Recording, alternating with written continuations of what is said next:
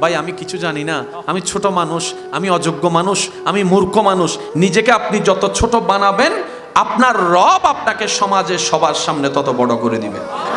রব ধরে কাদেরকে? যাদের নাই যতটুক দেখায় ততটুক।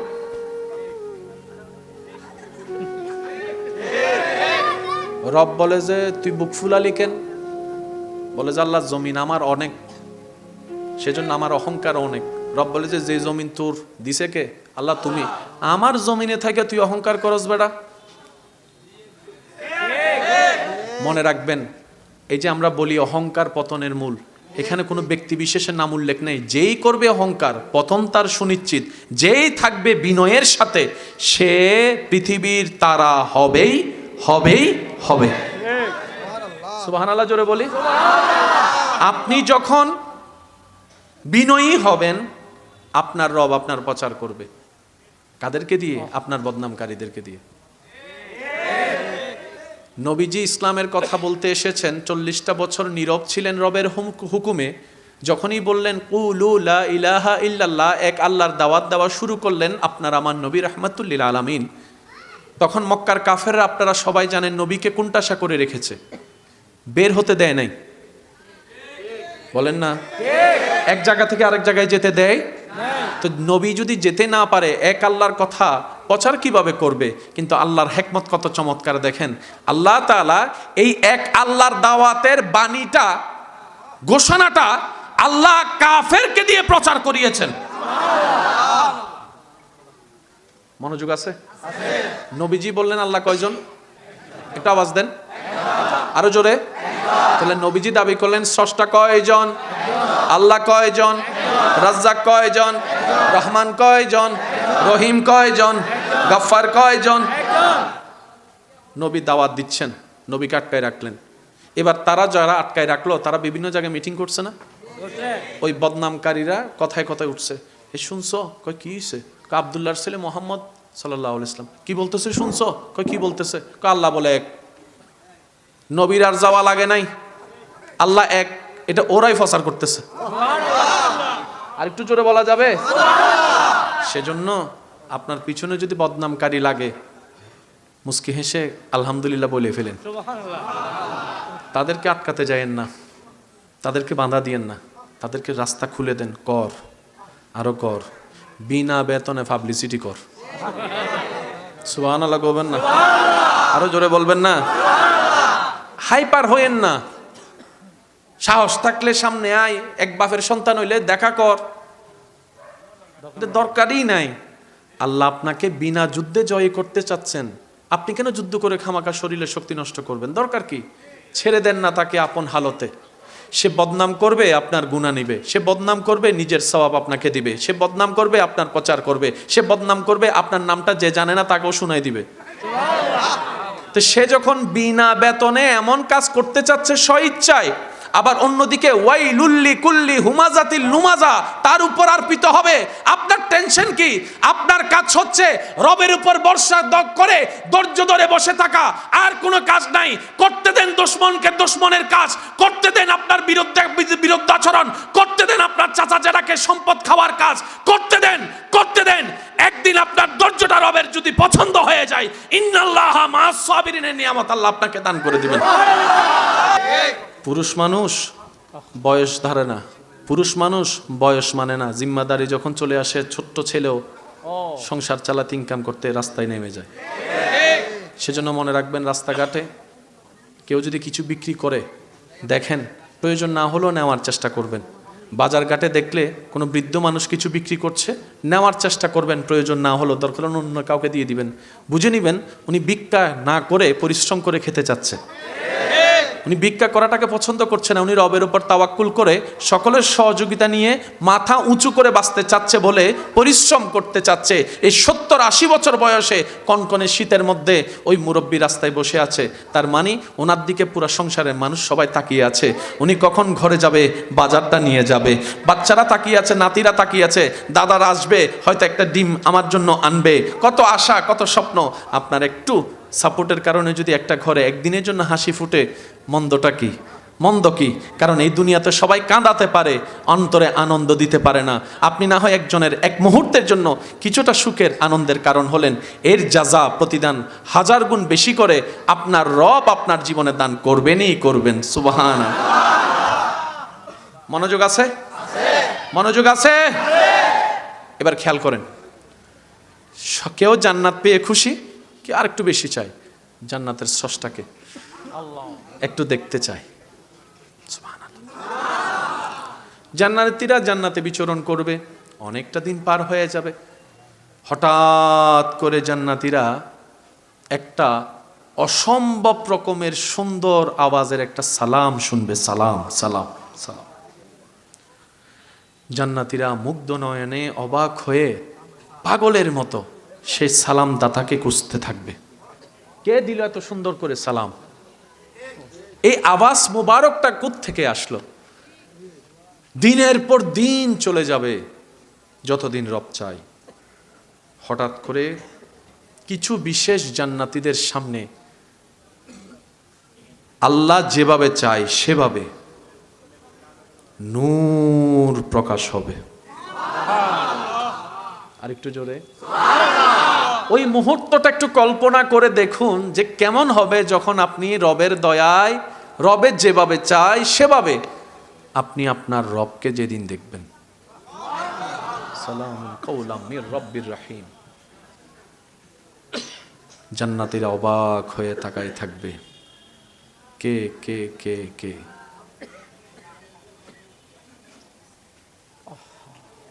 হঠাৎ করে আওয়াজ আসবে, আমি তোমাদের সেই রব যাকে না দেখে তোমরা দুনিয়াতে বিশ্বাস করেছিলে। আমি তোমাদের সেই গফফার যার কাছে তোমরা অপরাধ করে তওবা করতে। আমি সেই রাজ্জাক, যে রাজ্জাক তোমাদেরকে কারণে অকারণে সব সময় নিয়ামত দিয়ে রিজিক দিয়েছে। বান্দা, আমি এরই সেই আল্লাহ যে তোকে বানাইছে, পৃথিবী বানাইছে। যার নাম শুনছস আজীবন, সৃষ্টিকর্তা আল্লাহ আল্লাহ আল্লাহ। আমি আর কি তোর সেই আল্লাহ।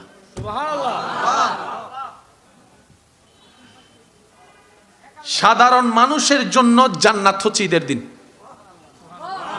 জান্নাত পাওয়া হচ্ছে সবচেয়ে বড় ঈদের দিন। আর স্পেশাল জান্নাতি যাদেরকে আল্লাহ বাছাই করবে, দিদার দিবে, তাদের জন্য আল্লাহর দিদার হবে জীবনের শ্রেষ্ঠতম মহা ঈদের দিন। আল্লাহ জানে সেই ক্ষণ আমাদেরকে দান করে। আমরা তো যোগ্য না, সেটা আমরা জানি। আমরা যখন আমাদের দিক থেকে তাকাই, জান্নাত পাওয়া তো দূরের কথা, জান্নাতের ঘ্রাণ পাওয়ারও যোগ্যতা আমাদের কারো, সেজন্য আমাদের মন খারাপ হয়ে যায়।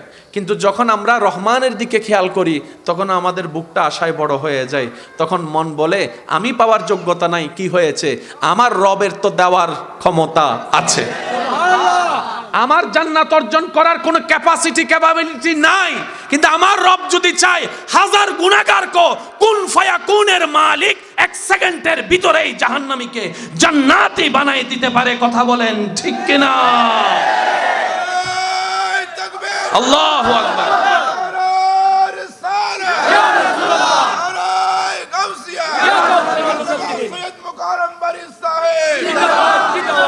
আল্লাহ আমাদের সবাইকে কবুল করুন। আল্লাহ বড্ড খুশি হয় যখন আল্লাহকে কেউ, মানুষ ঠেকায় পড়ে কারো কাছে গেলে মানুষ কিন্তু খালকা কোসা মাইরে দেয়, ঠেগাত ফরিয়ে সুজেরি। একটু বলেন না ভাই, বলেন না। মানুষ যখন কোনো বিপদে পড়ে কারো কাছে যায়, অনেক দিন যোগাযোগ করে নাই, হঠাৎ করে গেলে তখন যার কাছে যায় সে হালকা করে একটু বাঁকা হাসি দিয়ে হলো বুঝাই দিতে চাই, ঠেকাই পড়ছস তো, এখন তো বুঝছস, ঠেলার নাম বাবাজি, কত ধরনের কথা বলে। মানুষ তখন তাকে আর আপন করে নিতে চাই না, কারণ তুমি আমাকে মহব্বত করে আসনি, ঠেকাই পড়ে এসেছো। তখন বিপরীত সাইডের মানুষ একটু পামে চলে আসে, পাওয়ারে চলে আসে। হ্যাঁ, নাই যতটুক তার চাইতে একটু বেশি ভাব দেখানোটা আমাদের অভ্যাসে হয়ে গিয়েছে। পক্ষান্তরে কুল কায়নাত যিনি সৃষ্টি করেছেন সেই আল্লাহর ব্যাপারটা একটু খেয়াল করে দেখেন। আসল মালিকের দিনের পর দিন হাইয়া আলাস সালাত ডাকে, সারা দিনই সত্য। হাইয়া আলাল ফালার কথা শোনার পরও মন ঘামে নাই, দিল গাবে নাই, আমাদের সত্য। আল্লাহু আকবার বলে আল্লাহর নাম নিয়ে ডেকেছেন, তারপর আমাদের হৃদয় কাঁপেনে সত্য। এইভাবে কাটতে কাটতে গুনাহ করতে করতে 30-40 বছর পর যখন হয়ে যায়, রব্বুল আলামিনের দরবারের সেই রহমত যখন বান্দা অনুভব করে, মরণের কথা স্মরণ করে, একাকী কবরে থাকা, হাসরের ময়দানে রবের সামনে দাঁড়ানোর কথা চিন্তা করে, হঠাৎ করে যখন বান্দার অন্তরে ভয়ের সঞ্চারণ হয়, সে বান্দা যদি 40-45 বছর পরও রবের দরবারে যায়, একবার বলে আল্লাহ ভুল করছি মাফ করে দাও, ভুল করছি মাফ করে দাও, ভুল করছি মাফ করে দাও, দিল থেকে যদি একবার বলতে পারে, আমাদের আল্লাহ তখনও মাফ করে দিতে প্রস্তুত। একবারও বলবে না তুই ঠেকাই পড়ে আসছস, একবারও বলবে না বান্দা তুই বাধ্য হয়ে আসছস। আল্লাহ সর্বদা প্রস্তুত থাকে। মা গাররাকা বিরাব্বিকাল করিম, মা গাররাকা বিরাব্বিকাল করিম, মা গাররাকা বিরাব্বিকাল করিম। রব্বুল আলামিন সব কিছু আমাদেরকে আল্লাহই দিয়েছেন। আমাদের ভান্ডারে যা আছে ভিতরে বাহিরে সব কিছু রবের দেওয়া। এত দেওয়ার পরও গভীর রাতে এসে প্রতিদিন বান্দাদেরকে ডাকে, কে আছোস অভাবী, আমার কাছে চা, আমি তোর অভাব দূর করে দিব। সুবহানাল্লাহ। কে আছোস অসুস্থ, আমি রবকে একবার বল, আমি রব তোকে সুস্থতা দান করব। কে আছোস অশান্ত হৃদয় নিয়ে, বান্দা একবার আমাকে বল, আমি আল্লাহ তোর হৃদয়ের মধ্যে সুকুন দান করব। কে আছোস বল বান্দা, যার ব্যবসা চাকরি দরকার, আমি রবকে বল, আমি সেটার ব্যবস্থা করে দিব। কার সন্তানের দরকার, দিল থেকে আমাকে বল, আমি তোকে সন্তান দান করব। অনেক বান্দা বলবেন, ভাইয়া আমরা তো চাইতে থাকি, পাই না কেন? মনে রাখবেন ভাইয়া, আমরা যেভাবে চাইলে রব খুশি হয়, সে পরিপূর্ণ সুন্দরভাবে আমরা এখনো চাইতে পারি নাই বলে আমাদের ব্যর্থতা। রব কিন্তু দিতে প্রস্তুত। যিনি এত কিছু দিয়েছেন, তিনি আরো দেওয়ার জন্য প্রতি রাতে বান্দাদেরকে ডাকতে থাকেন। সুবহান। এত দয়াবান তিনি, এত দয়াবান, আমাদের রহমান, আমাদের রহিম। ওই রবকে এই জবান থেকে, দিল দিয়ে কখনো ভালো করে ডাকছি কিনা আমাদের হয়তো মনে নাই। অনেকবার মুখে জবানে ডাকছি আল্লাহকে, কিন্তু দিল থেকে ভালোবাসা নিয়ে হয়তো ডাকাটা জীবনে, ভালোবাসা নিয়ে, টান নিয়ে ডাকা হয়নি। চলেন আজকে আমরা সবাই মিলে আমাদের আল্লাহকে দিল থেকে একটু ডাকার চেষ্টা করব। যাদের ইচ্ছা তারা আমার সাথে হবেন। জোর করার কোনো সুযোগ নেই, কারণ এটা দিলের মামেলা। দিলের মামেলায় কখনো জোর হয় না, আর জোর দিয়ে যেটা হয় সেটা কখনো প্রেম হয় না, মোহাব্বত হয় না, দিলের কানেকশন হয় না। কথা বলেন ঠিক কিনা? মোহাব্বত নিয়ে একবার ডাক দেন আল্লাহ। যেভাবে ডাকলে আপনার ডেকে শান্তি লাগবে, সেভাবে আপনার রবকে, আপনার সৃষ্টিকর্তাকে, যিনি আপনার হাজার গুনার কথা জানার পরও এখনো সমাজে, পরিবারে সব গুনার কথা গোপন করে রেখেছেন, আপনাকে ইজ্জতে রেখেছেন, আপনার সেই রব, যিনি আপনাকে আমল ছাড়া, দেখা ছাড়াই নিয়ামত দান করেছেন, করছেন, সেই রহমানকে মোহাব্বতের আওয়াজ একবার ডাকেন আল্লাহ। আল্লাহ, ইয়া আল্লাহ, ইয়া রহমান, ইয়া রহিম, ইয়া করিম, ইয়া আল্লাহ। এবার দুইটা হাত সামনের দিকে মুনাজাতের মতো উপরের দিকে তুলে দিয়ে ডাক দেন, চোখ বন্ধ করে, চোখ বন্ধ করে ডাকেন আল্লাহ।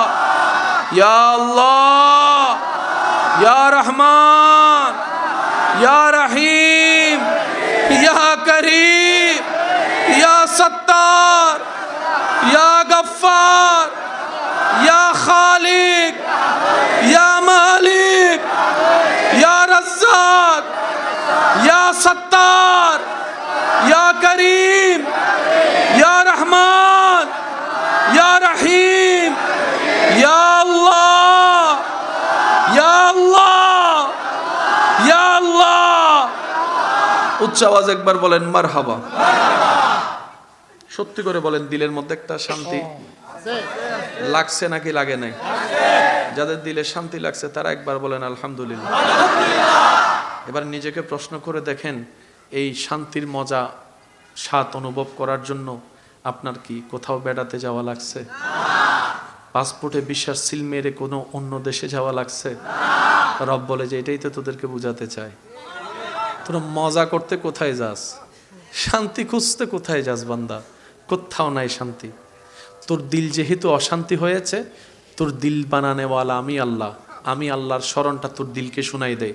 আলা বিজিক্রিল্লাহে তাতমাইন্নুল কুলুব, আমার জিকির শুনতেই না শুনতেই তোর অশান্ত হৃদয় শান্তি হয়ে যাবে। সুবহানাল্লাহ। এবার আওয়াজ দিয়ে বলেন, আল্লাহ কি দেয় না নাকি আমরা নিতে জানি না? ব্যর্থতা কাদের? দোষ কাদের? কমতি কাদের?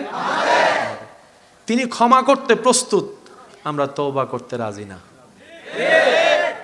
বিশ্বাস করেন, এই যে হাসরের ময়দান আমরা সবাই যাই কি জানি বলবো, নফসি নফসি। বলেন তো কি বলবো? নফসি নফসির একদম বাংলা অর্থ, বাংলা অর্থ যেটা সাজীবন মনে রাখবে। মা বাবার সামর্থ্য আছে, সন্তান পড়ালেখার সুযোগ আছে, তারপর অনেক সন্তান পড়ালেখা করে না।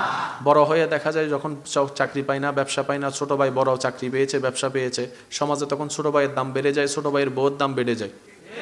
যে ভাইটা পড়ালেখা করে নাই ওনার দাম নাই, ওনার বউয়েরও দাম নাই। যদিও এরকম তারতম্য করা উচিত না, কিন্তু আমাদের সমাজে এটা চলে। ডাক্তারের বউ আর বউ কি সমান সম্মান হয়? এটা তো হয় না, ঠিক না? এখন বড় ভাইয়ের বউ যখন অন্য ভাইয়ের বউ সম্মান পাচ্ছে না, ছোট ভাইয়ের বউ সম্মান পাচ্ছে, বউয়ে বউয়ে লাগছে নি? ঘরের মধ্যে ছোট ভাইয়ের বউয়ের দাম, যেটা পড়ালেখা করে নাই ওর বউয়ের দাম, একটা আত্মসম্মানে লাগতেছে না? তখন বউয়ে যায় জামাইরে বলতেছে পড়ালেখা নাও গরজ যে কিনলে, তো জামাই হাত দাঁড় কেন গেমসুর ফল তো ছোটবেলায় গেমস খেলতে খেলতে, ফ্রি ফায়ার খেলতে খেলতে পড়ালেখা পরীক্ষা মাথার উদ্দিকে গেবি, তো বউ হাত অজান নাই মেয়ে, বউ হাতে কি অজান নাই মেয়ে, তুই ন ফরজ বলিয়ে রাজে তোল্লাই বলে তোর দামও নাই, আর দামও নাই, আর ফোয়ামাইয়ের দামও নাই। তো ওই ফোয়ার বাপে বুঝিয়ে রাজ বউয়ের জামাই বুঝিয়ে হত আফসোস আফসোস আফসোস, সুযোগ তাই এরও কিনলে হাজর ন লাগাই, আফসোস আফসোস। বাংলাদেশও যাবে আফসোস, ইবে কেয়ামতর ময়দানে যাই রেবু ইয়া নফসি। কি বুঝাতে ফেললাম না? ইয়া নফসি মানে কি হত্যারণ নি? জান্নাত যাইবের সর্বোচ্চ সুযোগ তো অনর ফর মাইলে ফিরে না, এখন হামল লাগেন নাম, হামল লাগেন না বললাম, হামল লাগেন নাম, এবার হদে ইয়া নফসি মনে তাইব না? আল্লাহ তাআলা আমাদেরকে এমন ভাবে দয়া করেছেন ভাইয়া, আমাদেরকে আল্লাহ দয়া করে আমাদের পাটা ঠিক জান্নাতের দরজার সামনে গিয়ে রেখে দিয়েছেন। শুধু ঈমান, নেক আমল, ধৈর্য, সহ্য, ক্ষমা, সুন্নতি জীবন দিয়ে রবের উপর ভরসা করে একটু যদি টিকে থাকতে পারি, কদমটা ডাইরেক্ট জান্নাতেই চলে যাবে। এত সুযোগ দেওয়ার পরেও যদি আমরা জান্নাত না পাই, বুঝতে পারছেন এখন বিষয়টা? আল্লাহ তাআলা আমাদেরকে এই আফসোস থেকে বেঁচে থাকার তৌফিক দান করুক, ইজ্জতের জীবন দান করুক, ঈমানের জীবন দান করুক।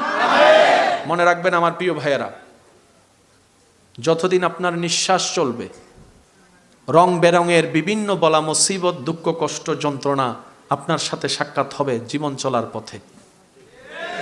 পথ যখন চলবেন দৃশ্যপট পাল্টাবে। কিছু দূর গিয়ে আপনি 10 তলা বিল্ডিং যেমন দেখবেন সত্য, কিছু দূর গিয়ে আপনি ঝুপড়িও দেখবেন, এটাও সত্য। কিছু জায়গায় গিয়ে দেখবেন নিট এন্ড ক্লিন একটা পরিবেশ, আবার কিছু দূর গিয়ে দেখবেন দুর্গন্ধের জন্য আপনি নাকও খুলতে পারছেন না, হাত দিয়ে রাখতে হবে। জীবন চলার পথে অনেক সিচুয়েশন আসবে, কিন্তু কখনোই মন ভাঙ্গা চলবে না। অতীতের কোনো কিছু নিয়ে ভবিষ্যৎ নষ্ট করা যাবে না। গেছে তো গেছে, ফিরে আনতে পারবো না। ভবিষ্যৎ রবের উপর ছেড়ে দিলাম। অতীতের জন্য করব তওবা, ভবিষ্যতের জন্য করব রবের উপর ভরসা। মাঝখানের বর্তমানটা রবের রহমতের ভিক্ষুক হয়ে বিনয়ের সাথে, ধৈর্যের সাথে, সহ্যের সাথে, ক্ষমা করার সাথে, সুন্দর মন নিয়ে, নম্রতা, ভদ্রতা নিয়ে রবের সন্তুষ্টি মতো জীবন চলতেই থাকবেন। পেলেও আলহামদুলিল্লাহ, না পেলেও আলহামদুলিল্লাহ। মন মতো পেলে যদি একবার আলহামদুলিল্লাহ বলেন, মন মতো না পেলে 2 বার আলহামদুলিল্লাহ বলবেন। কেউ এসে জিজ্ঞেস করবে তোর মন মতো পাসনি, 2 বার কেন আলহামদুলিল্লাহ বললি? আপনি উত্তরে বলবেন, প্রথম চাওয়াটা আমার ছিল, যেটা হয়নি, আর যেটা হয়েছে সেটা আমার রবের চাওয়া ছিল, সেজন্য ডবল আলহামদুলিল্লাহ বলেছি। আপনি শুধু আলহামদুলিল্লাহর প্র্যাকটিসটা করেন, সৃষ্টিকে কোনো কারণ ছাড়া শুধু রবের নামের উপর ভালোবাসতে শুরু করেন। আপনার ভাইকে ভালোবাসেন না, তিনি আপনাকে কষ্ট দিয়েছে, মাফও করেন না, আপনি আপনার ভাইয়ের ব্যাপার, কিন্তু আপনার ভাইটা তো আপনার রবের বান্দা, আপনার নবীর উম্মত। আল হুব্বু ফিল্লাহ আল হুব্বু ফিল্লাহ, ভালোবাসার বেসটা হবে শুধু আল্লাহর জন্য।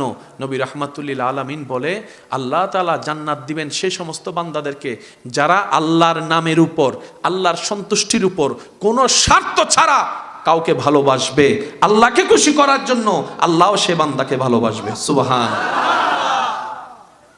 দুনিয়াতে বাঁচবো না আমরা বেশি দিন, হায়াত শেষ, অনেক শেষ, যে কোনো মুহূর্তে ডাক চলে আসবে, যে কোনো মুহূর্তে। আমাদের শরীরের সাথে জড়িয়ে যাবে যেটা আজীবনের জন্য কাপড়, সে কাপড়টা হয়তো কোনো না কোনো দোকানে কাপড়ের ভাঁজের মধ্যে, থানের মধ্যে সে অংশটুকু চলে এসেছে, শুধু যাওয়াটা বাকি। কেউ একজন যাবে হাজার দোকানের ভিতর সেই দোকানটাতে যেখানে আপনার আমার রিজিকে বরাদ্দ আছে কাপড়।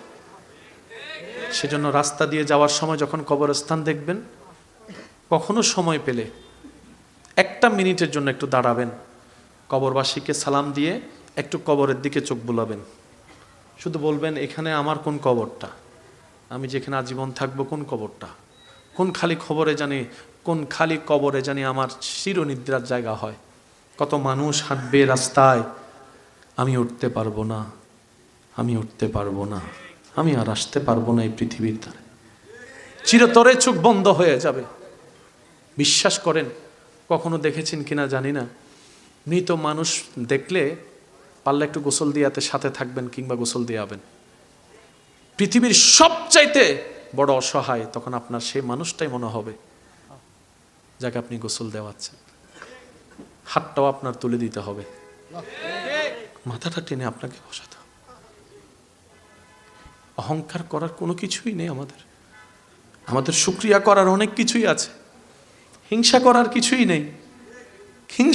কিছুই নেই, সব রবের দান, যারে মন চাই তারাই দিবে। আপনার আমার নাক গলানোর কোনো অধিকার নাই। আপনার আমার কাজ হচ্ছে রবের সন্তুষ্টিতে সন্তুষ্টি থাকা, রবের সৃষ্টি থেকে ভালো রাখার চেষ্টা করা।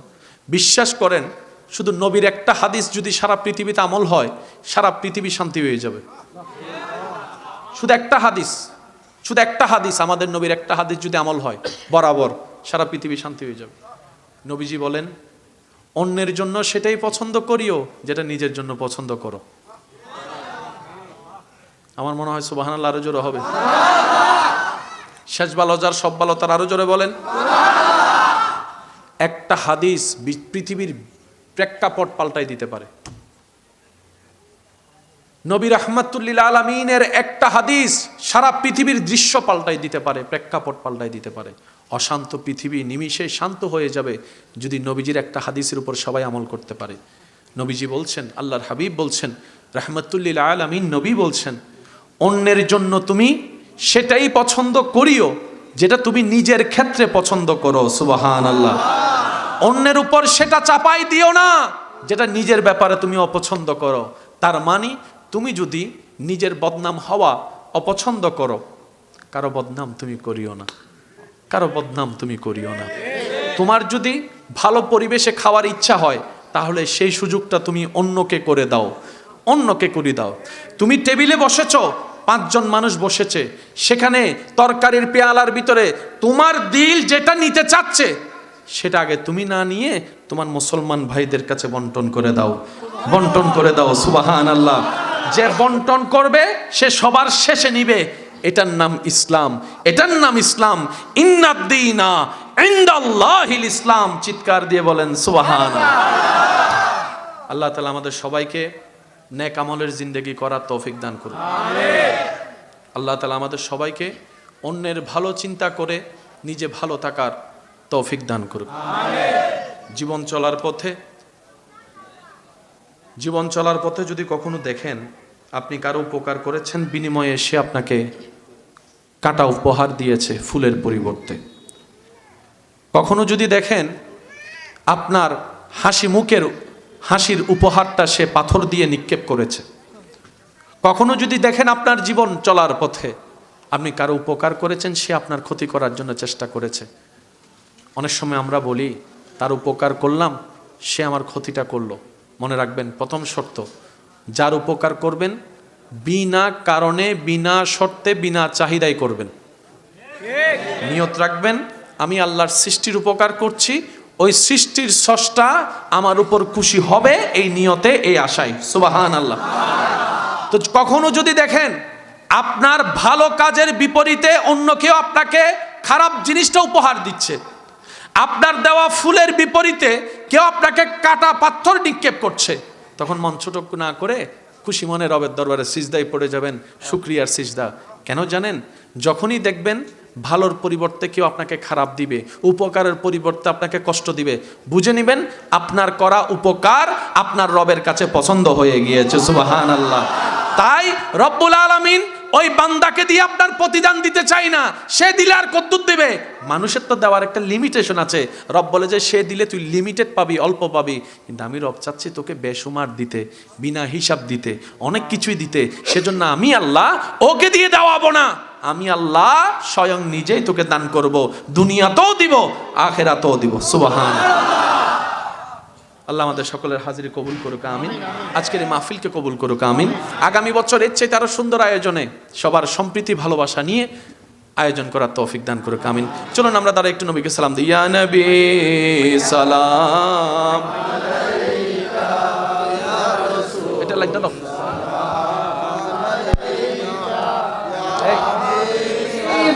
জীবনের মধ্যে যারা রং আনতে চান, রবের প্রেম আনতে চান, একটা স্বাদ আনতে চান, আমি অনুরোধ করে বলি পালন করার চেষ্টা করবেন যাদের ইচ্ছা হয়। যতটুক পারবেন দৈনন্দিন অজুর সাথে থাকার চেষ্টা করবেন ইনশাআল্লাহ। সব সময় যে পারবেন শয়তান করতে দিবে বিষয়টা এত সহজ নয়। যতটুক পারবেন অজুর সাথে থাকার চেষ্টা করবেন। অজুর সাথে থাকা মানে আপনার অন্তরের ভিতরে ঈমানের একটা শক্তি থাকা। অনেক আপনি নিজে উপলব্ধি করতে পারবেন অজুর সাথে থাকলে, আপনি অনেক কাজ থেকে নিজে নিজে সেফ হয়ে যেতে পারবেন। বলেন সুবহানাল্লাহ। আল্লাহ আমাদেরকে কবুল করুক, আমিন। আল্লাহুম্মা আমিন। गुनाहों की आदत छुड़ा मेरे मौला, मुझे नेके इंसान बना मेरे मौला। আলহামদুলিল্লাহ রাব্বিল আলামিন ওয়াসসালাতু আলা নবীল করিম ওয়া আলা আলিহি ওয়া আসহাবিহি আজমাইন। আল্লাহ আজকের এই মাহফিলকে তোমার রহমতের দরবারে মওলা মেহেরবানি করে তুমি কবুল করে নাও। যারা সাজিয়েছেন, সাজানোর ক্ষেত্রে যারা প্রকাশ্য গোপনে সহযোগিতা করেছেন মওলা প্রত্যেকজনের খেদমত তুমি কবুল করো। আল্লাহ যারা সশরীরে উপস্থিত হয়েছিলেন আল্লাহ পাক এখনো আছেন, আল্লাহ পাক আমার সে সমস্ত ঈমানি ভাইদেরকে তুমি কবুল করো। আমার বোনরা যারা হাত তুলেছেন আল্লাহ পাক ওনাদের হাতকে আমিনকে তুমি কবুল করো। আল্লাহ এই মাহফিলকে যারা মহাব্বত করেছেন এবং যারা ঘৃণা করেছেন সবাইকে আল্লাহ তুমি কল্যাণ দান করো। রব্বুল আলামিন আমাদের সবাইকে তুমি ইজ্জতের ঈমানি জিন্দেগি দান করো। আল্লাহ প্রত্যেকটা পরিবারে শান্তির ব্যবস্থা করে দাও। আল্লাহ হাজার হাজার পরিবার আছে, মাথার উপর ছাদও আছে, পাশে দেওয়ালের আড়ালও আছে। একই রুমে স্বামী স্ত্রী থাকে সত্য, একই বেডে হয়তো থাকে পাশাপাশি, কিন্তু স্বামীর দিলের সাথে স্ত্রীর দিল মিল নাই, স্ত্রীর দিলের সাথে স্বামীর দিলের কোনো সম্পর্ক নাই। আল্লাহ হাজার হাজার পরিবার আছে। আল্লাহ ব্যর্থতা আমাদের সেটা আমরা জানি, আমরা নিয়ামত নিতে জানি না, ধরে রাখতে জানি না, কিন্তু বান্দা তো তোমার। আল্লাহ তুমি না দিল আল্লাহ কে দিবে? আমরা ভুল করছি আর কি। আল্লাহ আল্লাহ তুমি দয়া করে প্রত্যেকটা স্বামী স্ত্রীর বন্ধনকে মায়া মোহাব্বত শ্রদ্ধা ভালোবাসা দিয়ে তুমি মজবুত করে দাও। আল্লাহ প্রত্যেকটা সন্তানকে মা বাবার মুখে হাসি ফুটানোর তৌফিক দান করো।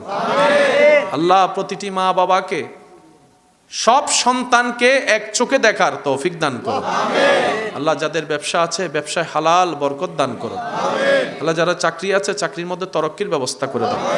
আল্লাহ যে যেভাবে কামায় হালাল ইনকামে এমন বরকত দাও যেন সংসার পরিবার আরো সুন্দরভাবে চলে, সে তৌফিক দান করো।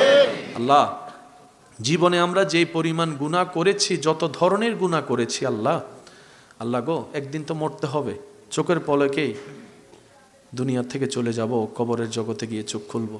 আল্লাহ কেমনে জানি কি করব জানি না, কিচ্ছু জানি না। আল্লাহ নিজের দিকে তাকালে কোনো আশা ভরসা কিচ্ছু খুঁজে পাই না। যখন আমাদের মনের দিকে তাকায়, মন যখন তোমার রহমান নামের দিকে তাকায়, রহিম নামের দিকে তাকায়, আল্লাহ তখন আশায় বড় বুকটা ভরে যায়। আল্লাহ তোমার রহমান নামের সৎকায় আমাদের জীবনের ঘটে যাওয়া গুনাহগুলো একটু মাফ করে দাও আল্লাহ। আল্লাহ তোমার রহিম নামের সৎকায় আমাদের পাপ রাশিগুলোকে তুমি মোচন করে দাও। আল্লাহ তুমি না গাফফার, তুমি তো সত্তার। আল্লাহ তুমি ছাড়া আমাদের কোনো মালিক নাই তো আল্লাহ। তুমি না রব, তুমি না রব্বুল আলামিন, তুমি তো রহমানুর রহিম, তুমি তো আর রহমান রাহিমিন। ও আল্লাহ দাও না একটু মাফ করে আমাদেরকে আল্লাহ। আল্লাহ তুমি মাফ না করলে আমরা কোথায় যাব আল্লাহ? তুমি মাফ না করলে আমরা কার ধারে যাব আল্লাহ? আল্লাহ মরণ যন্ত্রণা সইতে পারবো না, এগুলো কল্পনা করতে পারবো না আল্লাহ। আল্লাহ একটু দয়া করে দাও না গো আল্লাহ। আল্লাহ একটু দয়া করে দাও আল্লাহ, আমরা ভিক্ষা চাচ্ছি, ভিক্ষা দাও।